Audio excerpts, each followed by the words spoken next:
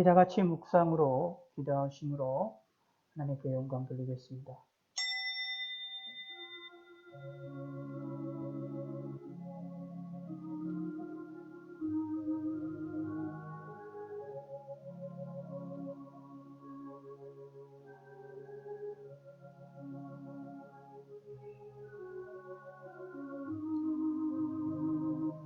하늘의 하나님께 감사하라. 그 인자하심이 영원하미로다.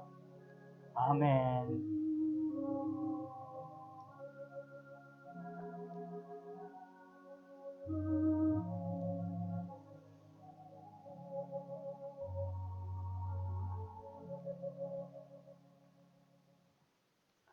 찬송가 1장 하시겠습니다.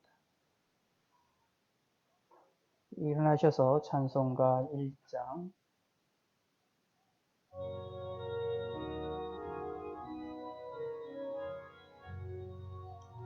만복의 근원 하나님, 온 백성 찬송 드리고 저 천사여 찬송하세. 찬송 성부 성자 성령 아멘.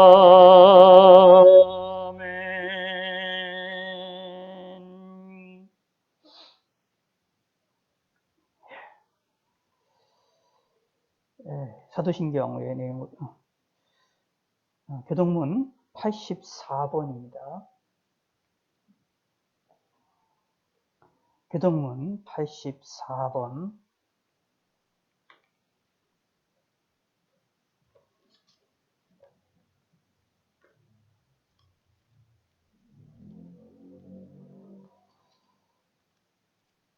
히브리서 11장입니다.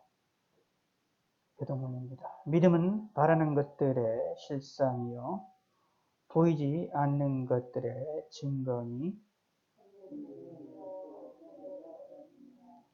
믿음으로 모든 세계가 하나님의 말씀으로 지어진 줄을 우리가 아나니,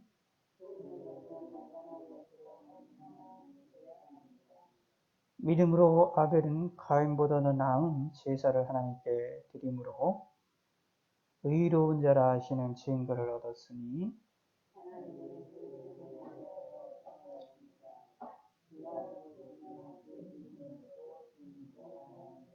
믿음으로 에녹은 지금을 보지 않고 옮겨졌으니 하나님이 그를 옮기심으로 다시 보이지 아니하였느니라.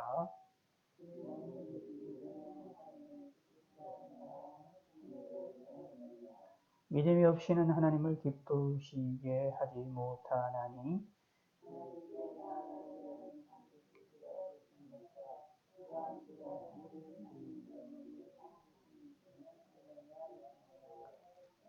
사도신경의 내용으로 살아계신 하나님께 우리의 신앙을 고백하시겠습니다.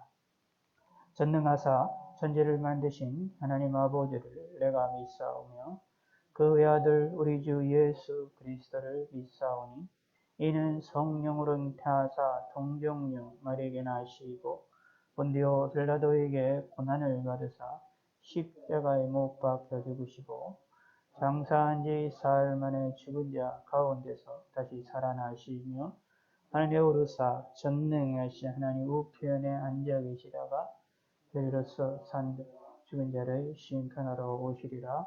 성령을 믿사오며 거룩한 공명과 성도가 서로 교통하는 것과 죄를 사하여 주시는 것과 몸이 다시 사는 것과 영원히 사는 것을 믿사옵나이다. 찬송가 64장.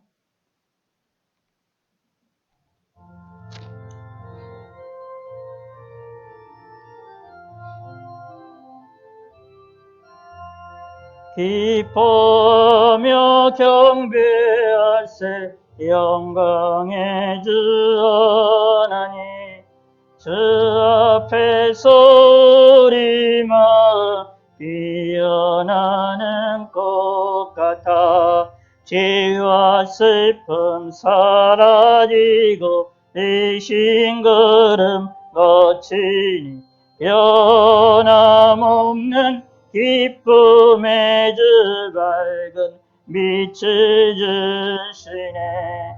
땅과 내 만물들이 주의 솜씨 빛내고 별과 천사 노랫소리 끊임없이 높아 물과 숲과 산과 골짜 들판이나 바다나 모든 만물 주의 사랑 기뻐 찬양하여라.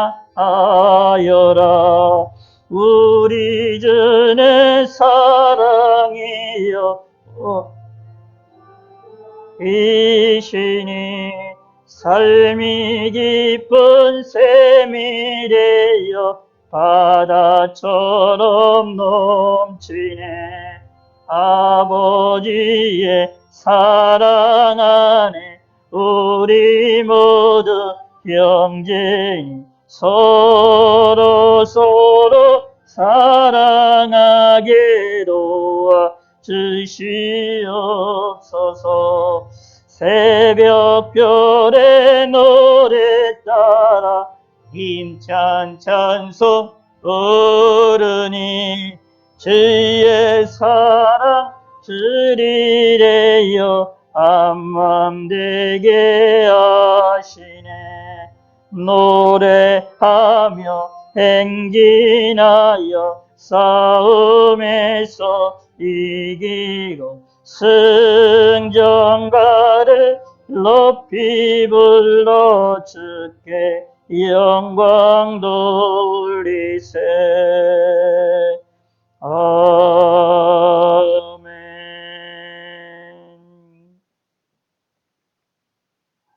하나님 말씀 누가복음 4장 14절에서 20절까지의 말씀입니다. 누가복음 4장 14절입니다.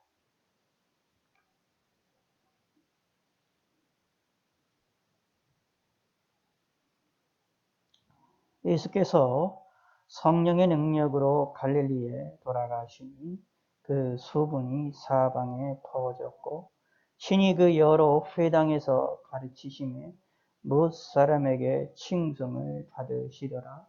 예수께서 그 자라나신 곳 나사렛에 이르사 안식일에 늘 하시던 대로 회당에 들어가사 성경을 읽으려고 서심해 선지자 이사야의 글을 들이거늘 책을 펴서 이렇게 기록된 대로 찾으시니 곧 주의 성령이 내게 임하셨으니 이는 가난한 자에게 복음을 전하게 하시려고 내게 기름을 부으시고 나를 보내사 포로된 자에게 자유를 눈먼 자에게 다시 보게 함을 전파하여 눌린 자를 자유롭게 하고 주의 은혜의 해를 전파하게 하려 하심이라 하였더라. 책을 덮어 그 맡은 자에게 주시고 앉으시니 회당에 있는 자들이 다 주목하여 보더라. 아멘. 찬송가 303장 303장 날 위하여 십자가에 증한 고통 받으사 대신 죽은 주 예수의 사랑하신 은혜여 오베로 이르르여 영영 죽은 죄에서 구속함을 받으느니 어찌 찬양 안 할까. 옛 예수 안에 있는 우리 한량없이 즐겁고 주 성령의 위로함이 마음속에 차도다. 정거가마 소리 같은 은혜로 그 말씀 끊임없이 듣는 우리 어찌 찬양 안 할까. 이 세상에 모든 풍파 쉬지 않고 불어도 주님 안에 보받는 우리 마음 변하다. 늘 깨어서 기도하고 저 천국을 바라며 주님만을 기다리니 어찌 찬양 안 할까.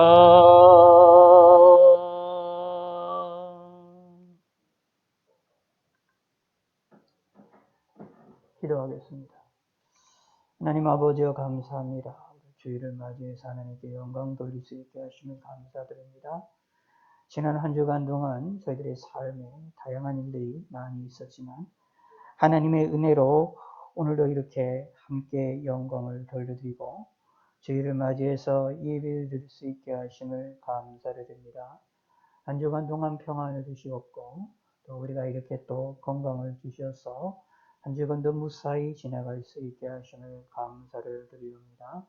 이러한 전 세계적인 전염병으로 인하여 큰 고통과 고난 가운데 있고 근심 가운데 있는 저희의 삶이 있사온데 이러한 삶을 무사히 잘 통과할 수 있게 하시고 우리가 지치지 않게 하여 주시고 그리고 나태해지지 아니하도록 함께 하여 주시옵소서. 그리고 이 사건으로 인하여 예수 그리스도를 기다리는 예수님의 재림을 기다림의 자세를 배울 수 있는 기회들이 되게 하여 주시옵소서. 예수님의 재림을 기대하고 바라보는 자세에 나태함이나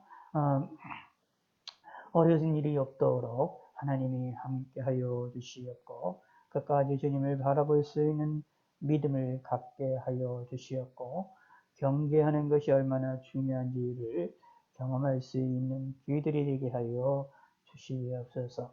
이런 어려운 시기가 우리의 신앙에 오히려 도움이 되고 하나님을 온전히 바라보며 하나님을 알고 하나님과 가까이 하는 시간이 되게 하여 주시고 저희 성도님들이 어디 있든지 어느 곳에 있든지 하나님께 기도하는 기도의 소리를 하나님이 속히 응답하여 주시었고 오래 기다려서 기다림을 통하여 일어나는 하나님의 기도의 응답의 역사보다는 빠르게 기도의 응답이 일어나는 그러한 경험들이 많이 일어날 수 있게 하여 주시었고 모든 성도들의 기도 소리와 그 신음소리와 하나님을 바라보는 마음을 응답하여 주시옵소서.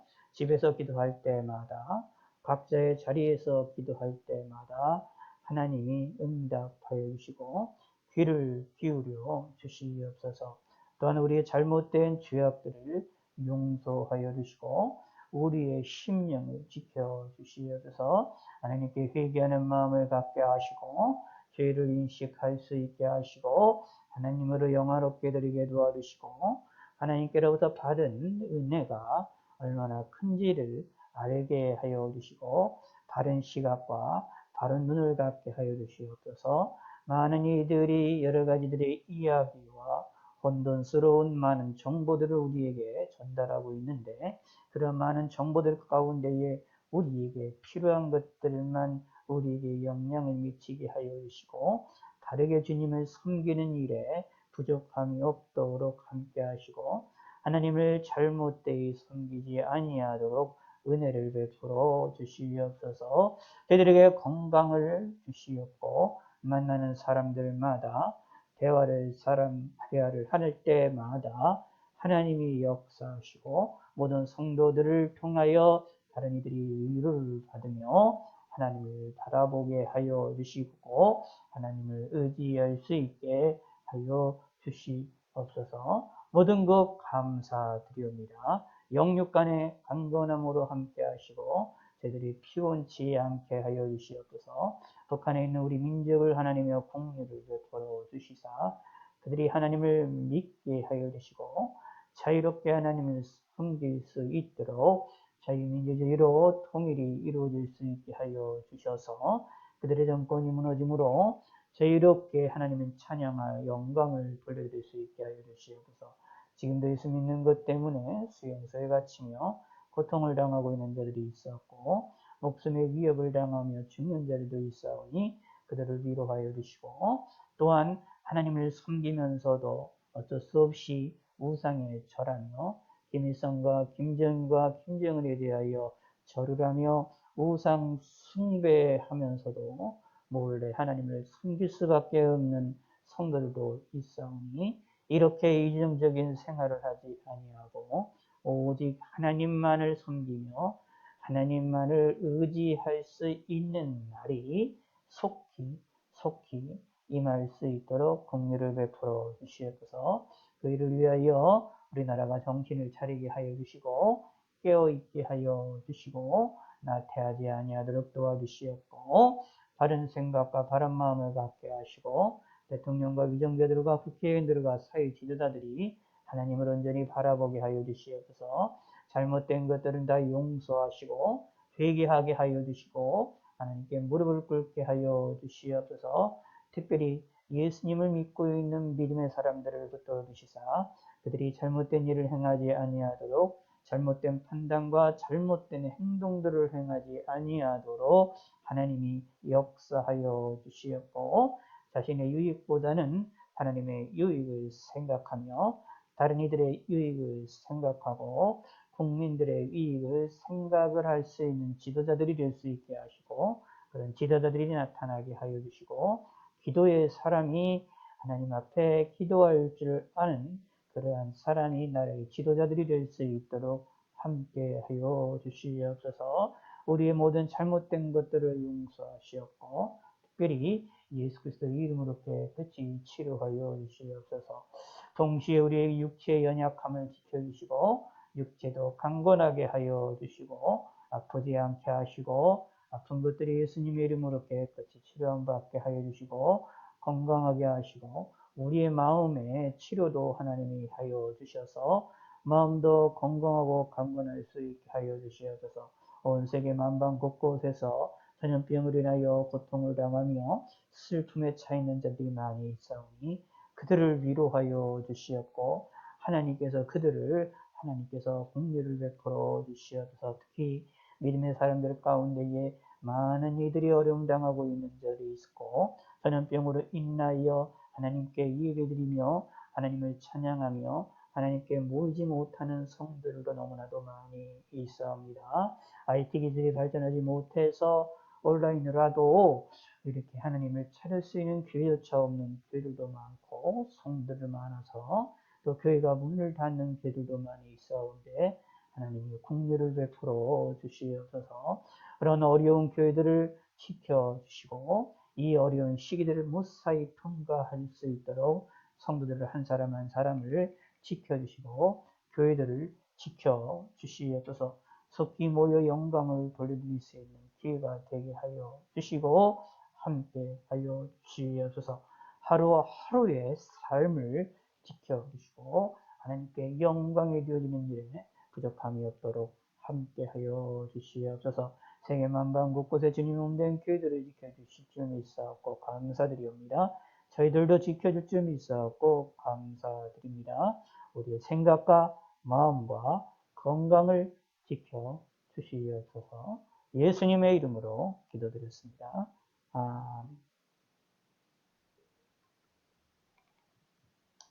예, 오늘은 누가복음 4장 14절에서 20절까지 있는 말씀으로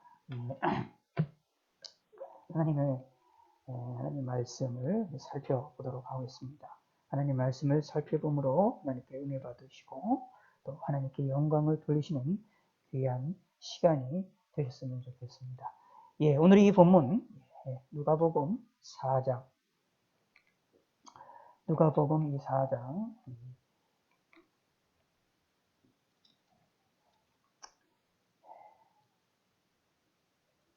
14절 한번 읽어봅시다. 시작. 예수께서 성령의 능력으로 갈릴리에 돌아가시니 그 수분이 사방에 퍼졌고 그 여러 회당에서 가르치시며 뭇사람에게 칭송을 받으시더라. 예, 그러면서 쭉 이게 넘어가셔서요. 자, 19절을 한번 보도록 하겠습니다. 시작. 주의 은혜의 해를 전파하게 하려 하심이라. 아멘. 예. 오늘은 이 본문은 예수님께서 이제 40일 동안 금식을 하신 이후에 성령의 충만함으로 성령의 능력으로 이끌려서 이제 갈릴리로 가셔서 드디어 이제 사역을 시작을 하시는 사건이 벌어집니다. 이제 다른 복음서 들으면 예수님이 이제 사역을 하시는 가운데 크게 뭐 여러 가지가 있지만 말씀 전하시는 것과 그리고 병든 자를 고치시는 사역들을 주로 많이 하셨는데 특히 말씀을 전하시는 것 선지자로서 말씀을 전하는 이 사역을 시작하시게 될 때에 초기의 본문을 보니까 회당을 중심에서 복음을 전했고 그 후에는 이제 사람들이 많이 모여지게 됨을 통하여 야외에서 그 다음에 산들에서 이런 곳들을 들판에서들 또 전하는 것을 살펴볼 수 있고 때로는 이런 집안에 가서도 시시때때로 하나님 말씀을 전하는 것을 살펴볼 수가 있게 됩니다. 여기에 여러 회당이라는 말이라는데 이 회당이라는 이 의미는 여러 가지가 의미가 있겠지만 유다 백성들에게 있어서 신앙생활하는 일에 가장 중요한 장소라고 보시면 됩니다. 마치 어떤 의미의 개념이 있는 거냐면 이제 우리나라에 보면 이제 시골마다 마을 회관들이 있는데 그 마을 회관들이 이제 사람들이 모여서 어린이들이 모여서 이야기하고 교제하는 그런 시간을 갖잖아요. 근데 마치 그런 역할들을 한다라고 보시면 됩니다. 그런데 이 회당이 그러한 우리의 마을 회당과 같은 그러한 의미를 담고 있느냐라고 얘기할 때는 그렇지는 않습니다. 단순하게 교제를 하고 단순하게 이야기하는 걸로만 끝나는 게 아니라 사실은 가장 핵심적인 것은 무엇이냐 하면 하나님과의 교제를 하는 장소라고 보시면 됩니다. 신앙생활함에 있어서 예루살렘의 성전이 유다 민족들에게 가장 핵심이 되는 장소고 그런데 그들이 모여서 그들이 예루살렘을 성전 중심에 해야 될 때 자주 할 수가 없고 자주 움직일 수가 없게 되어지므로 이 회당을 중심에서 모여서 말씀을 듣고 그리고 하나님께 찬양하고 하나님께 영광을 돌려드렸던 그런 장소라고 보시면 됩니다. 그래서 더 정확하게 말씀드리면 오늘날의 교회와 같다라고 보시면 되고 어떤 의미로 보면 우리나라 현대의 교회, 신약교회의 어떤 그런 모형들을 이 회당, 구약시대의 예수님 당시에 이 회당에서 발견을 할 수 있다라고도 볼 수도 있습니다. 다 똑같이 뭐 교회와 같으냐라고 했을 땐 그렇지도 않습니다만 의미가 좀 다르고 기본이 되는 것이 다름이 있고 그런 것이 있어서 그럼에도 불구하지만 형식적인 면에 있어서는 연결이 되는 면도 있다라는 이야기입니다. 그런데 이 회당을 좀 생각을 해보실 때 이거를 좀 생각해 볼 필요가 있습니다. 회당이라는 것에 유대인들이 모여서 하나님 말씀을 듣고 하나님 말씀에 대하여 그것을 상고하면서 하나님께 찬양하고 하나님께 예배하는 그런 일들을 행했던 일들이 사실은 어떤 시대에서부터 사실상 강력하게 일어났다라고 보면 되시냐 하면, 남유다가 바벨론에 의해서 포로로 잡혀갔을 다음서부터라고 보시면 됩니다. 그 후로서부터 유다 백성들이 자신들이 나라가 멸망하고 예루살렘 성이 파괴가 되고 많은 일들이 죽고 자기들도 수치스럽고 고통스럽게 먼 거리를 수백 킬로를 걸어서 고통스럽게 오고, 그리고 지배를 당하고 타민족에 와서 보니 사실은 우상의 민족들이고, 자신들이 예루살렘에서 또 유사의 민족에서 지냈다는 것이 이제 하나님의 은혜였음들을 알게 되어짐으로 인하여서 그 우상의 나라였는데도 불구하고 바벨론이라고 하는 이 거대한 지역에, 그리고 물질적으로 되게 풍요로운 지역이었습니다. 그런데 그런 지역에서 살고 또 이런 우상의 지역이었음에도 불구하고 하나님을 온전히 섬기고자 노력을 합니다. 그리고 하나님만을 바르게 섬기고 하나님께 영광을 돌려드리고 율법대로 지키기 위한 노력들을 무진장하게 시작을 합니다. 그것의 일환으로 무엇이 만들어지느냐 하면 회당이 만들어지게 됩니다. 다시 말하면 각 지역마다 유대인들이 모이는 지역마다 가장 먼저 했던 일들 가운데 하나가 뭐냐 하면 회당을 만든다 라고 보시면 됩니다. 이런 얘기들은 이런 유명한 얘기들이 많죠. 영국의 청교도들이 미국에 처음으로 갔을 때 행했던 일들 가운데에 중요한 것이 교회를 먼저 지었다라고 이야기를 하고 있는 것을 볼 수 있습니다.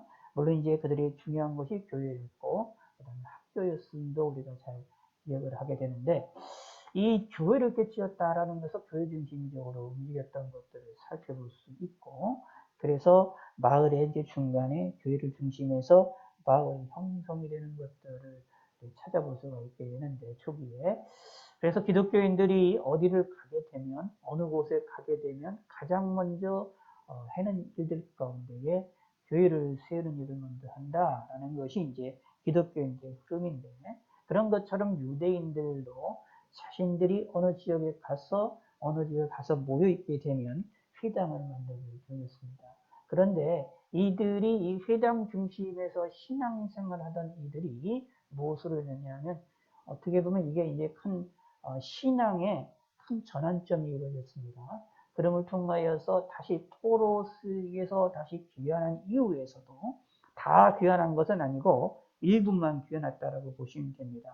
그래서 유대인들이 이런 각 지역에, 그 당시 지역에 다 나누어져 있었고, 디아스포라라고 불려지는 곳에 대해서 하는데, 그런 것들이 각각 지역들에서 유대인들이 모이는 곳에 있게 되어졌었고, 그런 동시에 그들이 신앙생활의 패턴을 이 나의 뒤로 포로 생활에서 돌아와서 하게 되어질 때에 성경 중심에서 신앙생활을 하는 것뿐만 아니라 동시에 회당에 그러한 신앙생활의 모습도 그대로 가지고 와서 신앙생활을 하게 됩니다.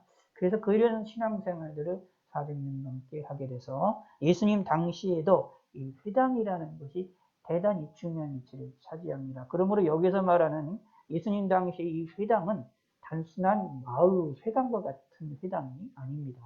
사실은 무엇과 같으냐 하면 오늘의 교회와 상당히 아주 유사한 면이 많은, 하나님을 섬기는 아주 핵심적인 그러한 장소였고, 유다 민족들에게 하나님의 말씀을 듣는 일에 핵심적인 그런 장소였다라고 보시면 됩니다.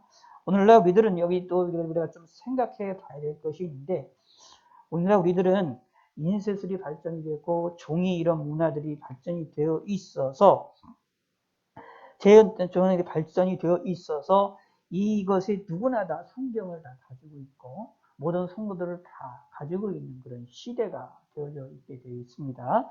그런데 예수님 당시에는 이런 인쇄술도 없었고, 그리고 성경에 기록되어 있는 특히 그 당시에 구약 성경이 계속했겠죠. 구약 성경이라는 39권의 성경조차를 이렇게 작은 곳에 이 책에다가 이것에다가 모아놓을 수 있는 그런 시대가 아닙니다. 이 당시 시절에는 어떤 시절이었느냐 하면, 성경을 손으로다가 필사를 하는 시절입니다. 성경을 복사를 하려면 성경뿐만 아니라 모든 책을 복사를 하려면 오늘의 복사기로 하는 것도 아니고 인쇄술로 하는 것도 아니고 무엇으로 하느냐면 손으로 직접 사람이 펜을 들어서 손에다가 다 일일이 적습니다. 필사자들인데 이런 일을 하는 사람들이 신약 성경에서 서기관이라고 하는 사람들이 있습니다. 이 서기관들은 무엇을 하는 사람이냐면 성경을 구약 성경을 베끼는 사람들입니다. 그러니까 사람이 시간을 들여서 적습니다. 그리고 유대인들은 성경을 적다가 보면 오타가 날 수도 있고요. 잘못 적을 수도 있고 그렇잖아요. 그렇게 되어지기 때문에 유다인들은 그렇게 되지 않게 하기 위하여서 성경을 이렇게 손에다가 필사를 할 때 아주 신경을 곤두세워서 적었고, 심지어 어떤 이들은 이제 성경을 다 적으면 그거 다음에 그 횟수까지도 다 일일이 세가지고 이미 그거 다 계산이 되니까 그거 가지고 일일이 횟수를 계산해서 가지고 확인도 했다라고 말을 할 정도로 철저하게 신경을 많이 쓰면서 지던 그런 시절입니다. 그렇다고 보면은 사람이 필사를 하는 것이고 파피루스라는 곳에다가 두루마기 같은 것이 있고요. 코덱스 책처럼 되어 있는 형태도 있습니다. 책처럼 되어 있는 형태도 있고 이런 내용들도 이렇게 두루마기 형태로 있는데 그 내용이 있는데 적는 것이 한계가 있을 수밖에 없게 되어지기 때문에 부피가 많아집니다. 두루마기 같은 경우는 부피가 많아집니다. 그리고 코덱스라고 할지라도 사실은 이게 부피가 많아서 두꺼운 종이도 얇은 게 아니라 두꺼운 것이 있어요. 종이라게 보기에는 파피루스가 두꺼운 것이 되어지기 때문에 양이 많을 수밖에 없습니다. 그럼 생각을 해보십시다. 손으로 직접 사람이 적었고 그러면 많이 이거를 복사도 못하잖아요. 많이 그것을 필사도 못하고요. 그리고 종이, 이 파피루스도 비쌌을 텐데 그리고 그걸 갖다가 성경, 구약 성경 전체를 다 적는다고 했을 때 얼마나 큰 양이 되겠습니까? 그러므로 성경책이, 성경의 말씀이 자신들의 개인 집에 소장이 되린다라는 것은 힘들다라고 보시면 됩니다. 우리들처럼 성경이 개인적으로 들고 핸드폰에다가 성경을 깔고 어플을 깔고 들고 다닐 수 있는 그런 시절이 아닙니다. 개인이 성경책을 가질 수 있는 시절이 아니에요. 그러면 그런 성경책이 그런 걸 그렇게 가지려면 부자들이나 돈이 많다거나 이런 걸 많이 투자하거나 그런 공간이 있는 그런 사람들에게 그것이 되어줄 수가 있는데 그게 쉽지가 않잖아요. 그러므로 어떻게 될 것이냐? 그것을 비치하는 곳이 어디냐? 마을 회관이라고 보시면 됩니다. 성경에 있는 것들을, 털싸한 것들을 비치하는 것이 마을 회관에다 비치를 하고 거기에서 어떻게 되느냐 하면 읽게 되집니다. 그러므로 유대인들에게 있어서의 이 회당은 너무나도 중요합니다. 그래서 그 당시 사람들에게는 오늘은 우리가 성경을 읽고 그걸 들려지는 것이 너무 되게 중요한 것을 우리가 살펴볼 수가 있게 되어집니다. 그래서 사실은 이 서기관들과 바리새인들과 사두개인들이 그들이 가지고 있던 성경 지식과 일반 백성들이 가지고 있던 성경의 지식들이 사실 많이 차이가 날 수밖에 없습니다.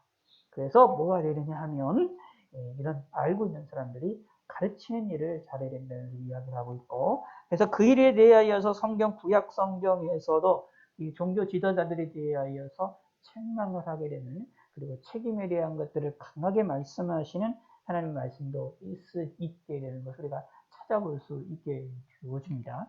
오늘날 우리들에게는 누구에게나 성경을 읽고 볼 수가 있어서 가르치는 자와 설교를 말씀을 전하는 설교자들이 때로는 성경을 덜 전해도 자기들이 개인적으로 성경을 읽음으로 인하여 성경에 대하여 가까이 하고 성경에 대한 지식들을 습득하는 일에 있어서 좀 쉽습니다. 그러다 보니까 설교자들도 성경만이 아니라 다른 얘기들도 하기도 하고 그런 사람들이 많잖아요. 그런 일들이 함에도 불구하고 신앙생활이 유지가 될 수 있었던 이유들이 이런 성경을 누구나 보고 누구나 알고 누구나 접할 수 있는 시대에 살고 있기 때문이다라는 얘기입니다. 근데 예수님 당시 이랬었느냐? 그렇지가 않았지요. 그러므로 인하여서 중요합니다. 그래서 이런 것에 의하여서 중세 시대 같은 경우에 여러 가지 어려움이 이야기했다라는 이야기들이 그 당시의 설교자들과 그 당시의 종교 지도자들이 성경을 이야기하는 것이 아니라 성경도 그 당시도 마찬가지로 인쇄술이 없었기 때문에 똑같이 몇백 년 동안 그렇게 했잖아요. 그러니까 교회 안에서도 잘못된 것을 자기 마음대로 종교 지도자들이 했었던 것들을 찾아보는 것을 볼 수 있습니다. 그래서 교회가 어려움을 당했던 것이었죠. 자, 어쨌거나 이런 이 회당에 대한 이 사건을 좀 인식을 하는 것이 필요합니다. 그래서 이 회당에 모여서 이들이 예배하고 하나님을 찬양하는 것, 그것이 중요한데 이때에 예수님이 회당 중심에서 초기에는 사역을 하셨다라는 것을 볼 수 있습니다. 동시에 여기에 보시기 바랍니다. 예수께서 성령의 능력으로 갈릴리에 돌아가시니 성자 하나님이신 그 예수님이 인간으로 성육신하셔서 사람으로 인간에 오셨을 때에 성령 하나님의 인도하심을 받았다라는 것 기억하실 필요가 있습니다. 그렇다는 것은 우리들에게 있어서는 당연히 성령의 인도함을 받는 게 당연하다라는 겁니다. 우리에게도 모본으로 이것을 보여주고 있는 것이죠. 예수님의 성령의 능력으로 성령의 인도하심으로 움직였다라는 것들이 누가복음에 강조가 되고 있는데 그것처럼 우리들 또한도 성령의 인도를 받아야 된다라는 얘기입니다. 물론 그 내용적인 면에 있어서나 그 사건은 구체적인 사건에 있어서는 우리에게 일어나는 일과 그리고 여기 예수님에게 일어난 일이 분명히 다르지요. 다른 것은 분명하지만 그럼에도 불구하고 다른 방식이라 할지라도 우리는 성령의 인도함을 받고 조명의 역사를 받고 하나님의 도우심을 받으며 살아나가야 된다라는 것입니다. 근데 기억을 하시기 바랍니다. 우리 마음 속에서 우리의 심령 속에서 우리의 생활 속에서 성령의 인도함을 받아야 되는데 성령의 인도함을 받을 때에 성령 하나님이 인도하시는 것만이 우리에게 나타나는 것이 아니라 성령 하나님의 역사뿐만 아니라 사단의 장난과 사단의 유혹과 또는 나의 개인의 생각과 개인의 마음들도 같이 뒤섞여서 나온다라는 것을 기억하실 필요가 있습니다. 예수 믿는 사람들이 종종 오해를 하는 것 가운데 뭐가 있느냐 하면 성령의 인도하심을 받는다라는 것을 강조를 하는데 되게 중요한데 착각 속에 빠집니다. 성령의 인도하심을 받는 사람들은 내 속에서 일어나는 모든 것들이 다 성령의 역사다라고 착각 속에 빠진다라는 얘기입니다. 물론 궁극적으로는 하나님이 모든 것을 합력하여 선을 이루시는 하나님이시기 때문에 성령의 역사로 인도따라서 움직이시지만 그럼에도 불구하고 우리 속에 일어날 때에 성령의 인도함만이 일어나는 것이 아니라 사단의 유혹도 있고 죄악의 유혹도 있고 죄악의 소리도 나타난다라는 것을 기억하셔야 됩니다. 나의 소리도 나타난다라는 얘기입니다. 내 소리도 나타난다라고 하면 나의 의지도 나타난다고 한다면 그래도 그건 좀 괜찮아요. 하나님이 그것을 나의 소리와 나의 의지를 들으셔서 하나님이 응답하실 수도 있으니까 그럴 수도 있어요. 근데 그 안에 죄악된 소리가 나온다라고 한다면 문제가 되지요. 그리고 사단의 유혹을 하나님의 말씀인 것처럼 착각을 하게 되어지면 그 또한 문제가 되어진다라는 이야기입니다. 그러므로 성령의 능력으로 여기에 갈릴리로 돌아가시니라는 말씀, 하나님 예수님께서 이런 말씀의 역사대로 우리들도 성령의 인도함을 받아 살아나가야 된다라고 말을 할 때는 사실은 무엇과 같이 움직이느냐 하면 성령 하나님이시기 때문에 하나님은 자신이 하셨던 자신의 말씀대로 움직이십니다. 자, 기억하셔야 돼요. 하나님은 창조주 하나님이시기 때문에 하나님이 말씀하신 것 외에 뛰어넘어서도 역사를 하실 수가 있어요. 그런 능력의 하나님이십니다. 하나님이 말씀하신 것을 뛰어넘어서 역사를 하시고 움직일 수 있고 그런 권리도 있고 그런 주권도 가지고 계신 분이 하나님이십니다. 그럼에도 불구하고 그 하나님이 우리를 위하여 말씀하셨던 성경의 계시를 통하여 드러내시는 하나님의 말씀을 중심에서 그 중심에서 움직이십니다. 우리를 위해서. 그러므로 우리가 하나님의 신앙생활을 할 때에 하나님의 인도하심을 받는다라고 할 때에 성령의 인도함을 받는다고 할 때에 중요한 것은 무엇이냐 하면 하나님의 말씀의 기준을 삼고 움직인다 라는 이야기입니다. 그래서 말씀의 검, 성령의 검을 가져라 라고 이야기를 하는데 그 성령이 뭐냐? 하나님의 말씀이다 라고 이야기를 하는 것이 그런 이들 가운데 하나입니다. 그러므로 성령의 인도함을 받는다 라는 말은 동시에 무엇과도 같이 사실 생각해야 되느냐 하면 하나님의 말씀의 인도를 받는다 라는 것을 기억하시길 바라겠습니다. 그래서 돌아가시니 갈릴리로 돌아가시니 그 소문이 사방에 퍼졌고 예수님에 대한 소문이 퍼졌다라는 얘기입니다. 자, 예수님에 대한 소문이 사실상 기본적으로 언제부터 퍼지게 되느냐 하면 사실은 여기에 3장 21절에 나와 있는 것처럼 세례를 받으시는 요한을 통해서 세례를 받으실 때를 통해서부터 사실상 예수님의 소문이 퍼지기 시작했다라고 보시면 됩니다. 그때에 여기 이제 누가복음에도 보다는 다른 복음서에 보면 세례 요한이 예수님이 누구이냐, 세상 죄를 지고 하나님의 어린 양이로다라고 요한복음에 분명히 이야기를 하고 있거든요. 그러므로 예수님에 대하여서 세례 요한이 강력하게 전했습니다. 강력하게 소개를 했고 강력하게 이야기를 하고 있습니다. 그런데 말씀드린 대로 세례 요한이 사역은 사실 짧은 생애를 살았는데 유다 민족에게 엄청난 영향력을 끼쳤다라고 말을 하고 있습니다. 그렇기 때문에 많이들이 세례 요한에 대해서 관심을 갖고 있는데 그 세례 요한이 누구를 이야기하느냐 하면 예수님에 대해서 소개를 합니다. 예수님의 이야기 메시아라고 그리스도라고 소개를 하고 있어요. 그러니 사람들이 예수님에 대하여 관심을 갖게 되어졌다라는 것입니다.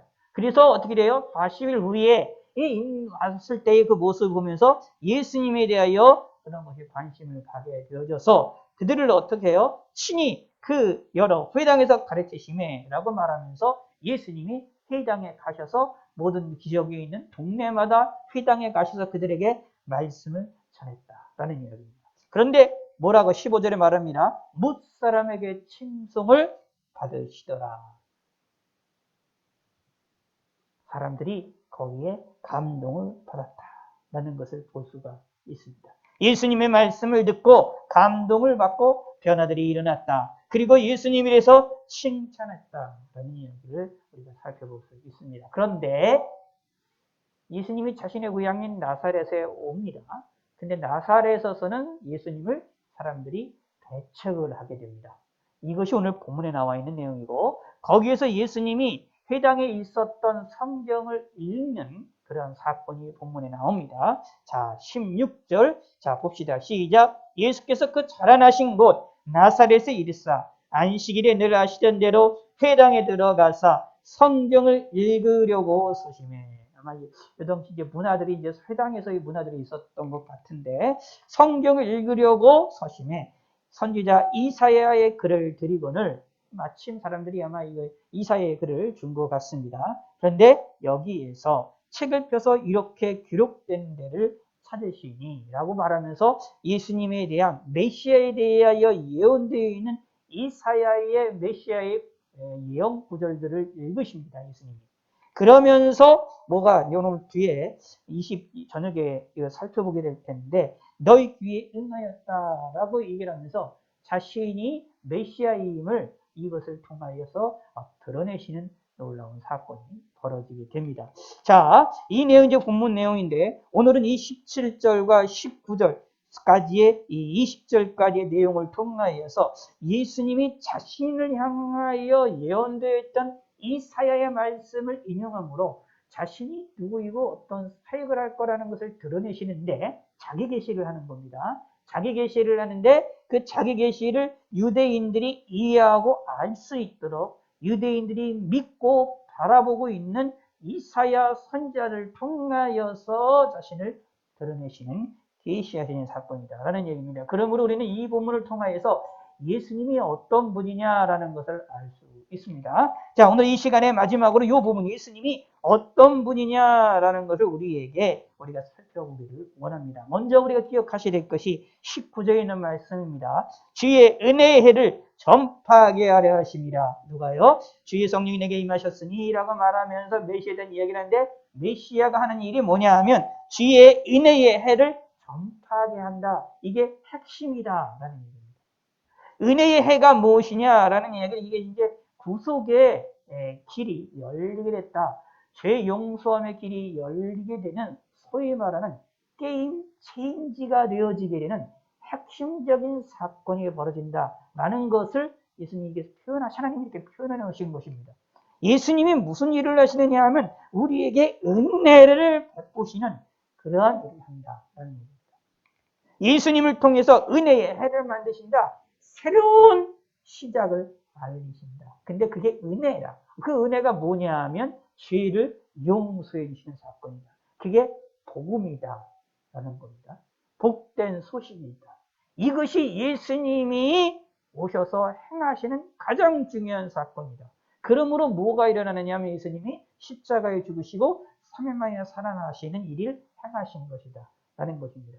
예수님이 오셔서 행하시는 일이 뭐냐 하면 우리에게 은혜를 주시는 겁니다. 근데 그 은혜는 뭐냐 하면 하나님의 은혜인데 동시에 이건 은혜의 해라고 얘기를 해서 예수님이 이 땅에 초림하셨던 이 사건은 말 그대로 하나님의 은혜를 베푸시는 것이 말 그대로 인류의 역사의 모든 역사를 뒤흔들고 완전히 게임 체인지를 해버리는 사건이 예수님을 통하여서 일어나게 된다 라는 것입니다. 그 일에 예수님이 하시는 일이라는 얘기입니다.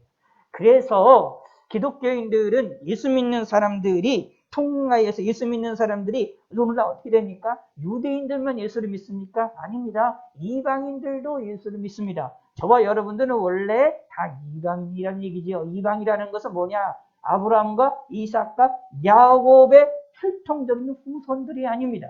아브라함과 이삭과 야곱의 혈통적인 후손이 아니라는 이야기는 하나님을 섬길 수가 없고 하나님을 예배할 수도 없는 민족이었다.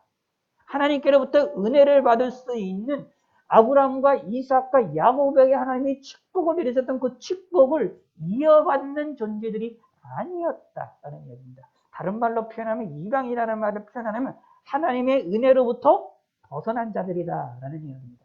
다르게 조금 더 노골적으로 얘기를 하면 하나님의 은혜를 받는 자가 아니라 하나님의 진노를 받는 자다, 버림을 받은 자다라는 의미를 가지고 있어요. 이방이라는 것이.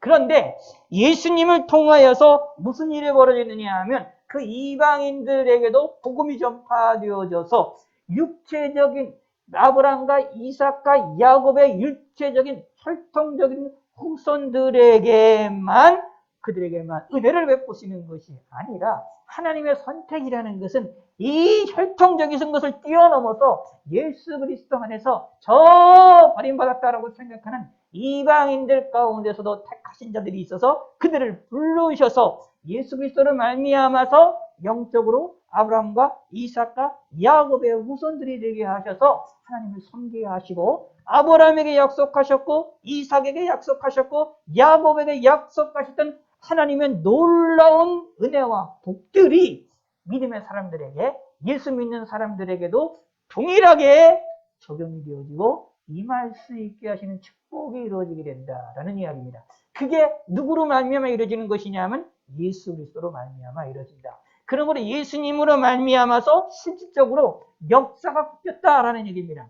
하나님이 우리에게 주시는 은혜를 그 은혜가 유대인들에게만 임했던 은혜가 이제는 모든 이방인들에게도 그 은혜가 확실하게 구원의 은혜가 죄 용서의 은혜가 확실하게 번져나가는 그러한 게임 체인저의 해가 되어진다라는 얘기입니다. 그 일을 누가 하셨느냐?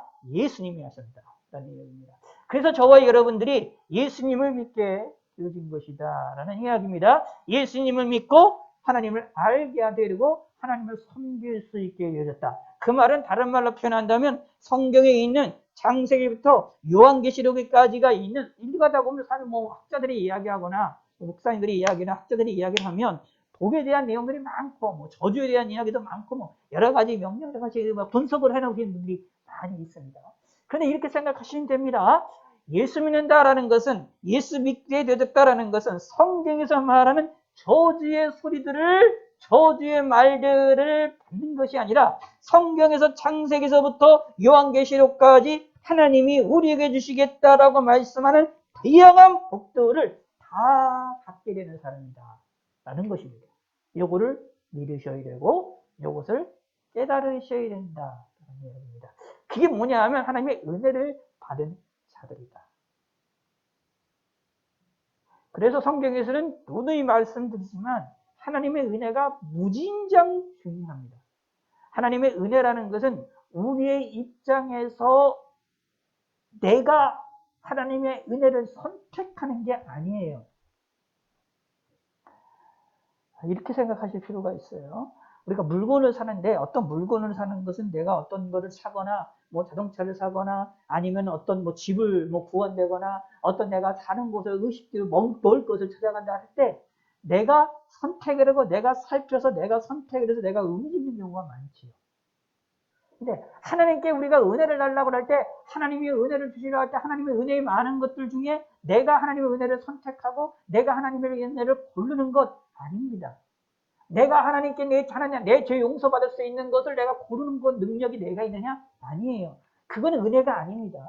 그거는 말 그대로 그거는 은혜가 될 수가 없어요. 은혜라는 것은 일방적이다라는 얘기입니다. 일방적이라는 이야기는 내가 이해 못하고 내가 알지 못하지만 하나님이 하나님에 의하여 하나님의 뜻에 의하여 하나님의 직권에 의하여 우리에게 일방적으로 주어지는 것입니다. 이것이 은혜입니다. 근데 중요한 거예요. 잘 세요.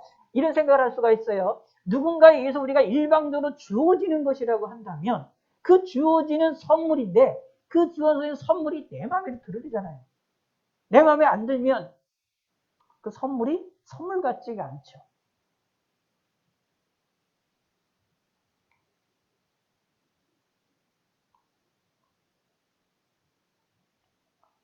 자, 그렇다는 것은 이렇게 보시면 됩니다. 그 은혜의 값어치를 아는 게 필요하다라는 얘기입니다. 나에게 일방적으로 주어지는 은혜가 얼마나 큰 건지를 그 값어치를 깨닫는 것이 필요합니다. 사실 내가 은혜를 받기 싫어요 할 수가 있느냐? 사실 아닙니다. 하나님에 의해서 주어지는 거기 때문에 우리는 받을 수밖에 없어요. 근데 중요한 것은 내가 그것을 귀중하게 여기지 아니한다면 은혜를 받아도 그 은혜를 귀중한 것으로 모르고 살아나가면 그게 무슨 일이 됩니까? 안 되는 거죠. 그러므로 기억을 해야 됩니다. 하나님이 우리에게 주시는 죄 용서함의 놀라운 은혜의 값어치를 깨닫는 자가 중요합니다. 깨닫는 자가 기쁨의 삶을 살 수 있고 하나님을 잘 섬길 수가 있습니다. 깨닫지 못하면 문제가 있죠. 성경에 의하면 그 값어치가 엄청 크다라고 얘기를 합니다. 우주보다도 더 크다라고 얘기를 합니다. 하나님이 우리에게 주시는 은혜는 너무나도 큰 것이라고 우리에게 분명하게 이야기를 합니다. 천하만국에 있는 모든 것들을 다 하나님께 바쳐도 이 하나님이 우리에게 주시는 은혜의 복, 죄 용서함의 이 은혜를 살 수 있느냐? 못 삽니다. 전 우주를 다 내 것이라고 할지라도 그 전 우주와 하나님이 나에게 은혜를 베푸시는 그 죄 용서함의 은혜를 비교할 수 있느냐? 비교 못합니다. 우리의 눈은 이 세상에 넓고 화려하고 멋있는 우주가 내 눈에 멋있게 보이는 넓고 큰 저택이 더 큰 것으로 보이지만 그것이 더 아름다운 것으로 보이지만 수십억의 돈을 가지고 비행기를 타고 자가용 비행기도 있고 자가용 그러한 배도 있으며 살아나가는 그러한 돈 많은 사람들의 모습을 보면 그게 더 아름다운 것처럼 보이지만 성경에서는 아무리 그런 사람들이 돈을 수억을 받는다 할지라도 자가용 비행기를 수십 대 가지고 있다 할지라도 그 수십 대의 비행기로 우리의 죄를 하나님께로부터 용서받는 일을 살 수 있느냐? 성경에 의하면 없다라고 말합니다. 그러므로 예수님이 우리에게 오셔서 죄 용서하심의 사건은 놀라운 것입니다. 세상의 물질과 세상의 모든 것과 비교를 할 수가 없습니다. 그런데 그 값어치를 깨닫지 못한다면 문제가 심각하다. 그러므로 예수 믿는 사람들이 하나님이 나에게 은혜를 주시는 그 은혜의 값어치가 얼마나 큰지를 깨달으셔야 됩니다. 하나님의 은혜의 해에 우리에게 그 은혜에 우리가 동참한 사람들이거든요. 그 은혜를 동참하여 하나님께 은혜를 받은 사람들이거든요. 그 은혜를 받은 내가 하나님 앞에 어떤 사람인 것인지를 깨닫는 성도가 되시기를 바라겠습니다. 주의 성령이 내게 임하셨으니, 예수님이 모시의 메시아를 얘기합니다. 메시아에게 성령 하나님이 역사하셔서 임하신 이유가 뭐냐? 주의 은혜의 해를 행하도록 하게 하시는 것인데, 이대로 성령이 임하시게 하셔서 하시는 일이 있습니다. 가난한 자에게 복음을 전하게 하시려고 내게 기름을 부으셨다. 가난한 자들에게 뭐를? 기쁜 소식, 복된 소식을 전하게 하겠다. 그래서 나를 보내사 포로된 자에게 자유를, 넘문 자에게 다시 보게 함을 전파하며 눌린 자를 자유롭게 하고 주의 은혜를 전파하게 하려 하십니다. 이게 메시아가 하는 일이다. 이런 얘기입니다. 가난한 자에게 복음을 전합니다. 그리고 그들에게 뭐가 되느냐 하면 포로된 자들에게 자유를 주십니다. 그리고 눈먼 자를 다시 보게 만드십니다. 눌린 자를 다시 자유롭게 만드십니다. 우리를 눈먼게 만들고 우리를 포로로 잡히게 만들고 우리를 눌린 자로 만들고 우리를 가난하게 만드는 것이 무엇입니까? 우리의 죄입니다. 죄가 나를 가난하게 만들고 죄가 나를 눌리게 만듭니다. 죄가 우리의 눈을 멀게 만듭니다.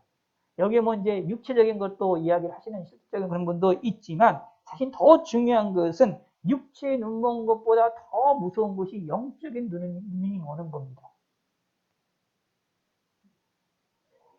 육체적인 귀가 먼 것보다 영적인 귀가 먼 게 더 무서운 겁니다. 아무리 올바른 말을 하고 올바른 것이 보인다 하더라도 그거를 볼 줄 알 수 있는 눈이 없다면, 귀중한 거를 귀중한 거로 볼 수 있는 눈이 없다면, 금덩어리가 있는데 금덩어리가 귀중한 거로 인식을 할 수 있는 내가 눈이 없다면 금덩어리가 있어도 아무 소용이 없습니다. 예전에 이제 가끔 신문에 보면 이런 것이 있잖아요. 예전 사람들이 자신의 어르신들이 돈을 아끼기 위해서 돈의 중요성을 해가지고 이 자신의 돈을 다 어떻게 은행에다 맡기지 않고 다 현금화 해가지고 그거를 이불에다가 그냥 이불 안에다가 이불 그냥 솜 이불 안에다가 거기다가 다 꼬집어 놓고 다 집어넣고 그러다가 어떻게 거기에다가 다 꼬집어 놓고 조심하게 그거를 아무도 모르게 그걸 보관하는 그런 것들 이야기가 있지 않습니까? 그러다가 어떤 사람들은 불나가지고 돈을 다 날려버렸다. 이런 것들이 가끔 얼마 전까지만 해도 뉴스에서 본 적이 있는데 사실 그것도 그렇잖아요. 귀중한 걸 알면 사실 사용을 해야 되는데 사용하지 않고 그런 식으로만 보관한다.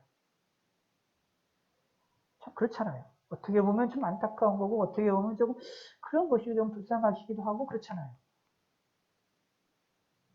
근데 그거보다 더 불쌍한 거는 하나님의 은혜를 볼 수 있는 눈이 없다라는 거. 하나님의 은혜의 소리를 들을 수 있는 귀가 없다라는 것. 살아있으나 죽어있는 자들이라는 거예요. 살아있는 것 같으나 죽어있는 자들입니다. 영적으로 부자들이 되려는데 영적으로 가난한 자들이 되었습니다. 물질적으로 가난한 자들보다 더 불행한 사람들입니다. 영적으로 가난한 사람들.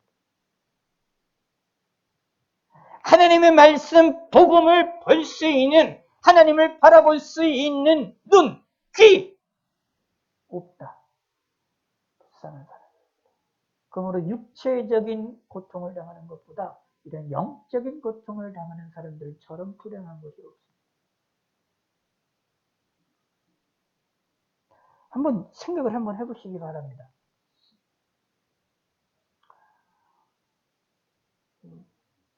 내 집에 아주 멋있게 화려하고 금으로 장식되어 있는 것들이 있는데 조금 더 이렇게 설명을 하죠.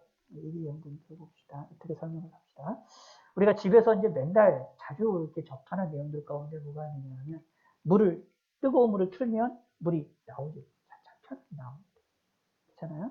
근데 우리 옛날을 한번 생각을 해보세요. 옛날에 뜨거운 물을 하려면, 뜨거운 물을 하면 그냥 그 수도꼭지를 열어가지고 뜨거운 물을 나오게 합니까? 그렇지 않잖아요. 그러니까 떼가지고, 아궁이 가가지고, 불 떼가지고, 힘들게 시간을 들여서, 몇 시간을 들여서 떼온 다음에 그걸 가지고 물을 사용하잖아요. 그렇게 생활하던 사람들이 이 수도꼭지에서 한번 물을 여는 거 보면 이게 소중한 거, 너무 좋다라는 거, 너무 편하다는 거, 알잖아요. 뭐 그런 사람이 그냥 북한에서 살다가 오신 사람들을 신기하게 보고 이렇게 좋다라고 보는 거죠. 근데 저희 같은 사람들은 맨날 그것을 보니까 오히려 그게 안 되면 불편하잖아요.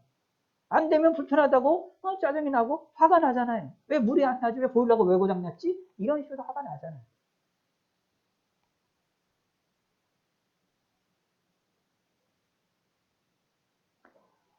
귀중한 거죠. 엄청나게 소중한 건데 너무 자주 보다 보니까 소중한 거를 모르는 겁니다. 어리석잖아요. 마치 눈과 귀가 먼 사람과 같습니다. 예수님은 우리에게 오셔서 성령의 충만함으로 이 세상을 살아나가시면서 우리에게 무엇을 전하셨습니까? 복음을 전하셨습니다. 고르던 자에게 자유를 주고 눈먼 자를 다시 보게 하고 눌린 자에게 자유롭게 하는 주의 하나님의 인내의 해를 전파하시는 일을 하셨습니다. 예수님으로 말미암아 눌려졌던 우리가 심령이 눌렸던 심령이 자유를 얻고 우리가 보지 못하던 눈이 열려지고 듣지 못하던 귀가 열려지고 가난하던 나의 마음이 풍요로워지게 되어진다라는 이야기입니다. 예수님으로 말미암아. 뭘 통하여 일어날까요? 죄 용서함을 통해서 일어나는 겁니다. 그러면 죄 용서함을 받는다라는 것처럼 사실은 소중한 게 없습니다. 이걸 통해서 모든 것이 뻗어나가는 겁니다. 나의 죄를 용서받는다라는 것처럼 귀중한 것이 없어요. 여기로부터 모든 것이 뻗어나갑니다. 이걸 통하여 우리의 삶과 우리 행동과 모든 우리의 자연을 바라보는 그 관점과 모든 것까지도 다 뻗어나가게 되고 있습니다. 예수님의 죄 용서함이 없는 것처럼 이거를 없는 사람들은 사실 불행 중에 불행한 겁니다. 희망이 없는 겁니다. 소망이 없는 겁니다. 그러므로 예수님을 믿으시기 바랍니다. 이 세상을 살아나가면서 사람을 살아나가면서 이 세상을 살아나가면서 죄를 안 짓는 사람이 한 사람도 없어요. 다 지긋지긋 짓고 있잖아요. 근데 문제는 하나님이 계시다는 겁니다. 안 계시면 좋겠어요, 진짜. 응? 안 계시면 좋잖아요. 얼마나 좋아요. 내 마음대로 살 수 있잖아요. 내가 원하는 대로 살 수 있고 내 성격대로 아니면 내 생각대로 내 마음대로 내 뜻대로 그냥 막 살아나가면 얼마나 좋습니까? 근데 문제는 하나님이 계시다는 거예요. 하나님이 계시다고 한다면 무슨 뜻이냐면 하나님이 원하시는 규칙이 있다는 것이고요. 그 하나님이 인간을 창조했다는 것은 인간에게 원하시는 뜻이 있다는 얘기고요. 인간을 창조했다는 것은 인간에게 원하는 뜻이 있다는 겁니다. 그럼 하나님 나를 만드셨으면 나를 향한 하나님의 뜻이 있다는 거잖아요. 규칙이 있다는 거잖아요. 그럼 규칙이 벗어나게 되면 뭐가 됩니까? 하나님으로부터 어떻게 해요? 죄라고 인정을 받게 된다는 거잖아요. 그 죄라는 것이 존재하게 된다는 겁니다. 그러면 죄가 존재한다면 우리는 어떻게 되겠느냐라는 얘기입니다. 불행하다라는 이야기입니다. 하나님이 계신데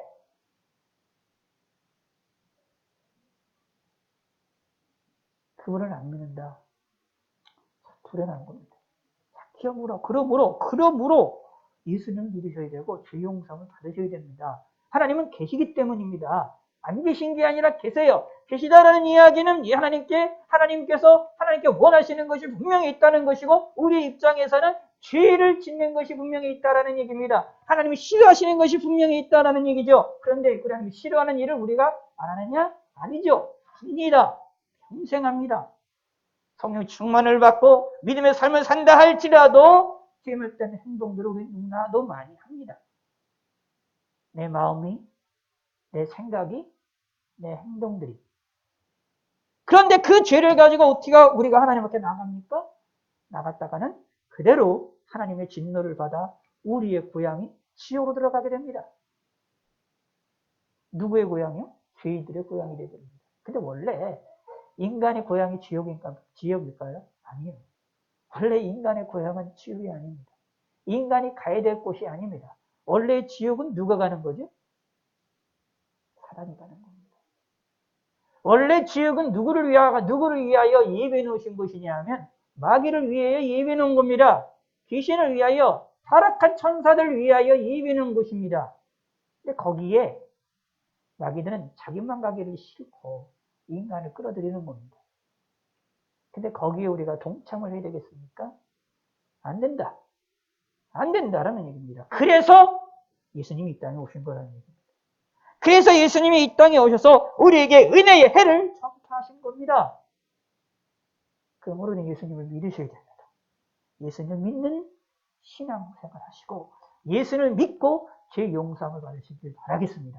그리고 평생 하나님께 회개하시고 평생 하나님께 죄 용서함을 받으시기 바라겠습니다. 이런 축복이 저 여러분들에게 있는 것입니다. 왜냐하면 하나님이 살아계신다라는 것이 있다라는 것, 하나님이 존재한다라는 것을 분명히 인식한다면 죄 용서함을 받는 것이 너무나도 중요하기 때문에 죄 용서함을 꼭 받으셔서 하나님께 영광을 돌리시길 바라겠습니다. 하나님 아버지여 감사합니다.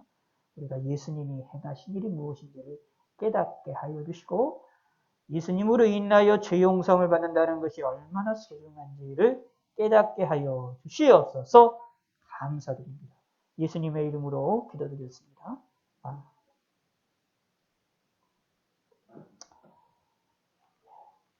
찬송가 446장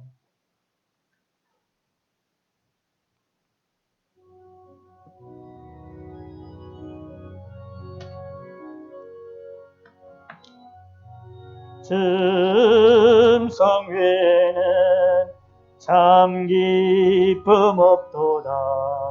날 사랑하신 주 계시옵소서. 기쁘고 기쁘도다. 항상 기쁘도다. 나 주께 왔사오니 복 주옵소서. 나 주께 복 주시옵소서. 주 함께 계시면 큰 시험이 기네. 기쁘고 기쁘도다. 항상 기쁘도다. 나 주께 왔사오니 복 주옵소서. 주 떠나가시면 내 생명 어때네. 기쁘나 슬플 때 내 계시옵소서. 기쁘고 기쁘도다. 항상 기쁘도다. 나 주께 왔사오니 복 주옵소서. 그 귀한 언약을 이루어 주시고 주 명령 따를 때 늘 계시옵소서. 기쁘고 기쁘도다. 항상 기쁘도다. 나 주께 왔사오니 복 주옵소서. 아멘. 기도하겠습니다. 하나님 아버지여 감사합니다. 하나님께 귀한 예물을 드렸습니다. 우리가 힘들고 어려운 가운데서도 하나님께 귀한 예물을 드렸사오니 이 예물을 흠양하여 주시고 받아 주시옵소서. 성경금과 건축헌금과 또 이렇게 각종 헌금으로서 11조 감사 예물 또 이렇게 주일 헌금으로서 하나님께 영광을 돌려드렸습니다. 이 예물을 받아주시고 흠양하여 주시고 우리의 삶의 어려움이 없도록 도와주시고 물질을 공급하여 주시고 평안함을 허락하여 주시옵소서. 또 이 어려운 시기에 무사히 안전하게 잘 지낼 수 있도록 하나님이 함께 하소서. 예수님의 이름으로 기도드렸습니다. 아멘.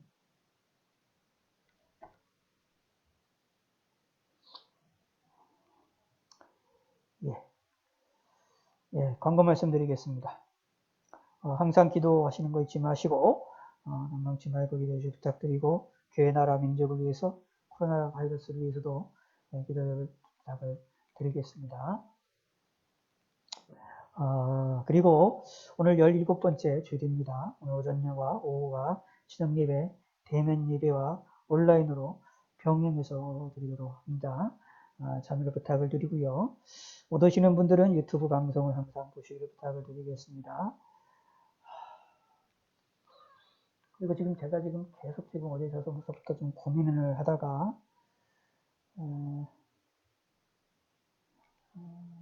고민을 하고 있는 내용이 있는데, 3일 예배를 계속 온라인으로 드리고 있습니다. 완전 온라인으로 드리고 있는데, 지금 상황이 지금 확진돼야 되는 이 상황이 지금 벌써 300, 500명, 600명, 700명대가 이제 일상화된 지역을 벌써 살고 있는데, 이대로 가다 보면 계속 1000명대도 일상화될 수 있는 위험성이 있어서 줄어들 그런 기미가 전혀 보이지를 않아서 걱정이 좀 많습니다. 그러다 보면 수요 예배, 3일 예배도 대면 예배를 드린다라는 것이 앞으로 힘들어질 것 같다라는 계속 생각이 들고, 그러면은 이제 한참 동안 못 드리게 되는데, 그래서 이번 주만이라도 한번 드려볼까 이런 생각을 좀 가졌었거든요. 그러다가 좀 포기하고 그랬었는데, 지금 좀 마음이 좀 바뀌어서 이번 주 수요일만 한번 대면 예배 드리도록 하겠습니다. 참석할 수 있는 분 참석해 주시고, 그리고 못 오시는 분들은 꼭 유튜브로 좀 방송을 좀 살펴보시길 바라겠습니다. 보시면 유튜브에서 남서울 찬양교회라고 검색을 하시면 그 채널이 나옵니다. 공개 방송으로 항상 하니까 저녁 8시, 3일 예배는 8시, 저녁 예배는 주일 저녁 예배는 8시 반에 항상 공개 방송 좀 하고 있으니까 유튜브 남서울 찬양교회라고 치시고 들어오셔서 채널 보시면 바로 볼 수 있습니다. 그렇게 해서 꼭 참여를 부탁드리고, 이번 주 3일 예배를 대면으로 하도록 하겠습니다. 오래간만에 하고 또 앞으로 또 얼마나 또 못하게 될지도 모르겠습니다. 한번 이번 주만 해주시고 조심스럽게 부탁해 주시길 부탁을 드리겠습니다. 그리고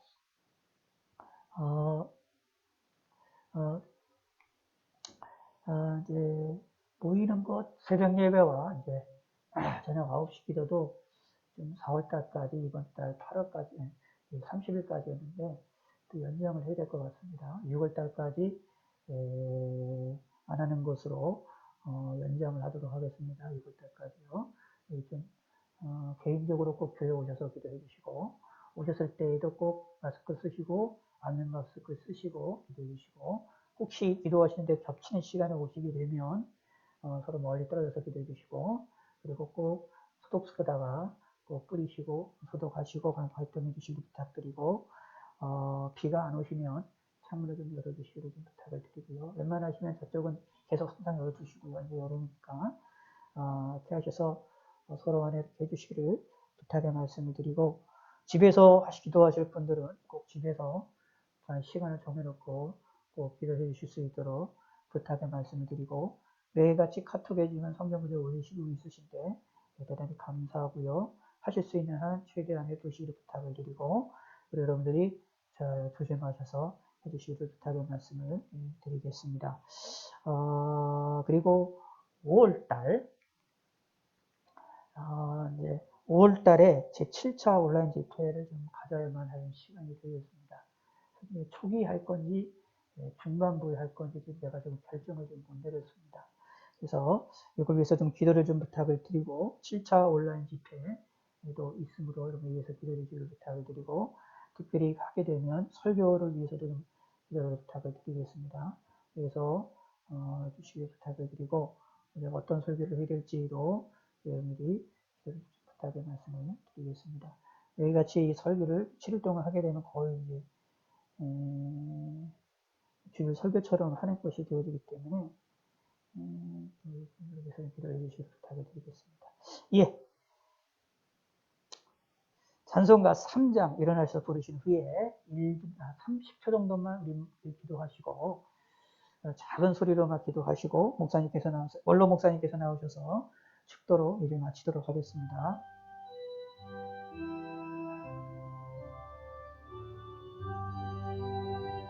성부 성자와 성령 찬송과 영광 돌려 내세 대초로 지금까지 영무강토록 성삼위께 영광 한 번 더 합시다. 성부 성자와 성령 찬송과 영광 돌려 보내세 대초로 지금까지 또 영무금토록 성삼위께 영광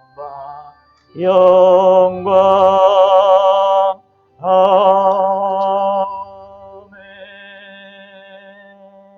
이 묵상으로 한 30분 동안 우리 함께 기도하겠습니다. 예수님을 믿게 하시고 예수님께 나의 죄를 용서해 달라고 기도해 주시길 부탁드리고 회개하는 기도와 죄 용서함을 받는 것이 얼마나 귀중한지를 깨달을 수 있게 해달라고 기도해 주시기를 부탁을 드리겠습니다. 기도하겠습니다.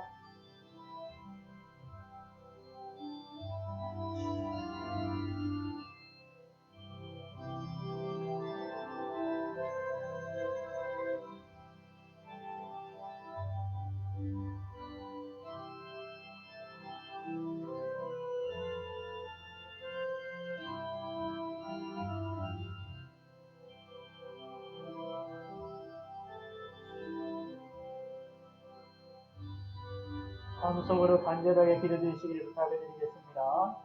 내 죄를 용서해 달라고 회개할 수 있게 해달라고 그 용서를 받는 것이 얼마나 소중한지를 깨달을 수 있게 해달라고 기도해 주시기를 부탁을 드리겠습니다.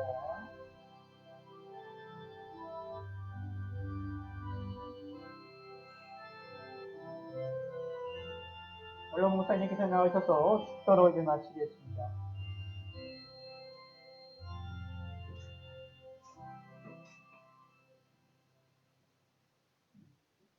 이제는 우리 주 예수 그리스도의 은혜와 하나님의 넓고 깊고 높은 사랑과 성령님의 감동과 역사충만 대통령이 하시니 이 자리에는 모든 무리와 내 신령과 가정과 교회와 나라는 이제로부터 영원